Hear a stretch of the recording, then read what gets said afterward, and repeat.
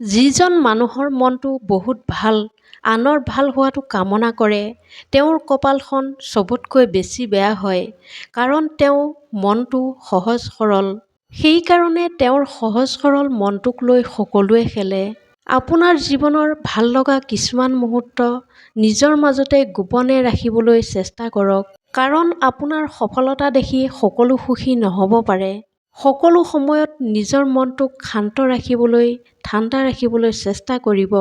কিয়নো লোহা ঠাণ্ডা হওঁতে বেছি মজবুত হয়। গৰম হ'লে তাক মানুহে যিকোনো আকাৰ দিব পাৰে। আপোনাৰ জীৱনত তিনিটা কথা সদায় মনত ৰাখিব। আপোনাক সহায় কৰাজনক কেতিয়াও নাপাহৰিব। আপোনাক বিশ্বাস কৰাজনক ফাঁকি নিদিব। আপোনাক ভালপোৱাজনক ঘৃণা নকৰিব। আপোনাক সকলোতকৈ বেছি ভাল কোনে পায় জানে? মা-দেউতাই।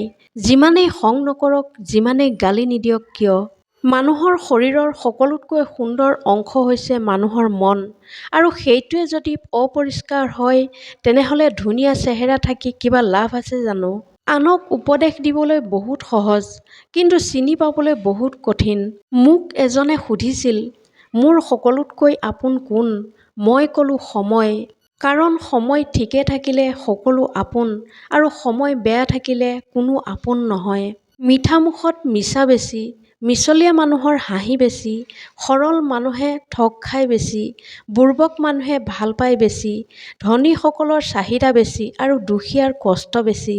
জীৱনক যেতিয়া সুধিলোঁ, ইমান কষ্ট কিয় দিছা? জীৱনে তেতিয়া হাঁহি মাৰি ক'লে, মইতো চবকে সুখেই দিওঁ, কিন্তু এজনৰ সুখ আনজনৰ দুখৰ কাৰণ হৈ পৰে। সঁচাই জীৱনৰ পৃষ্ঠাসমূহ বেলেগ প্ৰত্যেকৰ বাবে। কোনোবাই ঘণ্টাত লাখ টকা খৰচ কৰি পেলায় আৰু কোনোবাই এমুঠি ভাতৰ বাবে হাহাকাৰ কৰে, অথচ দুয়োজনেই মানুহ। আপোনাৰ বন্ধুৰ বিপদত তেওঁ নিবিচাৰিলেও পাৰ্যমানে সহায় কৰক। কিন্তু তেওঁ যেতিয়া সুখত থাকিব, ভাল দিন আহিব, আপোনাক নামাতিলে কেতিয়াও নাযাব। দুখ আৰু সুখক জানো গণি শেষ কৰিব পাৰি কেতিয়াবা? কিমান আহে, কিমান যায়, নগণ্য আচলতে। মনত যদি বহুত দুখ লাগিছে কান্দক, কিন্তু সেই দুখৰ বাবে সদায় কান্দি কেতিয়াও নাথাকিব। আপুনি ইমানেই কান্দক যাতে সমস্ত দুখ বাহিৰ হৈ আহে। মনৰ ভিতৰত কষ্ট দি নাথাকিব। কেতিয়াও সেই কষ্টখিনি মনক দি আপুনি একো পাব নোৱাৰে। সেই ধুমুহাজাক আঁতৰাই হাঁহি এটি মাৰি খোজ দিয়ক আগলৈ। মনে বিচৰা বহুত কিবা কিবি পাব। সপোন দেখিব শিকক, কাৰণ সপোন নেদেখিলে আপুনি কেতিয়াও সফল হ'ব নোৱাৰিব। মনৰ পৰা যেতিয়া সাহস আৰু আশা বিশ্বাস হেৰাই যায়, বহু দীঘলীয়া অপেক্ষা কৰিও কিন্তু ইয়াক সহজে ঘূৰাই আনিব পৰা নাযায়। চিৰস্থায়ী কি জানে? জীৱনত আমাৰ সুন্দৰ ব্যৱহাৰ, যিটো মৃত্যুৰ পিছতো সকলোৰে মনত থাকি যায়। জীৱনত যদি সংযম আৰু সংস্কাৰ নাথাকে, তেতিয়াহ'লে পতন নিশ্চিত। অজুহাত দেখুৱাই কামৰ পৰা নিজকে দূৰত ৰাখিলে আপুনি হয়তো অলপ সময়ৰ কাৰণে সুখ পাব, কিন্তু ইয়াৰ মূল্য আপুনি ভৱিষ্যতে দিব লাগিব। সময়ৰ নিচিনাকৈ সুখক কেতিয়াও ধৰি ৰাখিব নোৱাৰি। সুখ আহিব আকৌ যাব। ইয়াৰ মাজতেই জীৱনটোক আগুৱাই লৈ যাব লাগিব।